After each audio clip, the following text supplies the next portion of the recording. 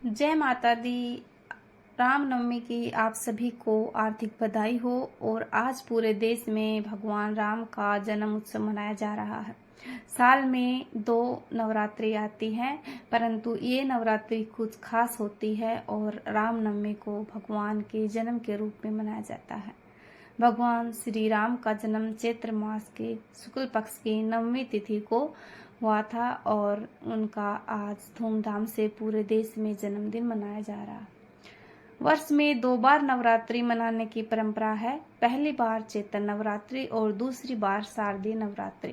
चैत्र नवरात्रि में मनाई जाने वाली भगवान राम की जन्म की नवमी है और प्रसिद्ध रूप से यह पूरे देश में मनाई जाती है, जबकि शारदीय नवरात्रि के दौरान कुछ ही क्षेत्रों में रामनवमी रावण पर श्री राम के विजय के उपलक्ष्य में मनाई जाती है।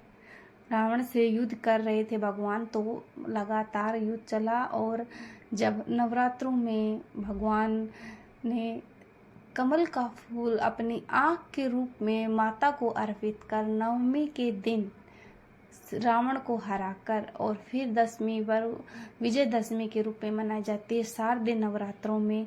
तो वो रामनवमी भी खास होती है कि असत्य पर सत्य की जीत के रूप में मनाई जाती है। उत्तर भारत में चैत्र माह में रामनवमी मनाई जाती है, जबकि दक्षिण भारत में कार्तिक माह में इसे मनाया जाता है। और इसी प्रकार धार्मिक मान्यताओं और परंपराओं और भेदों के कारण रामनवमी का पर्व कुछ स्थानों पर वर्ष में 2 बार मनाया जाता है।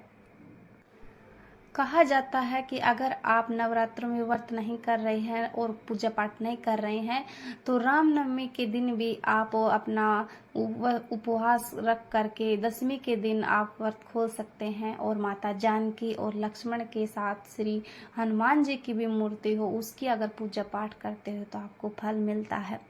कहने का तात्पर्य है कि आप इन सब से, इनके पास जो योग्यताएं थी, इन्होंने जो कर्तव्य निभाए, उनसे कुछ सीख सकते हो और अपने जीवन में आगे बढ़ सकते हो।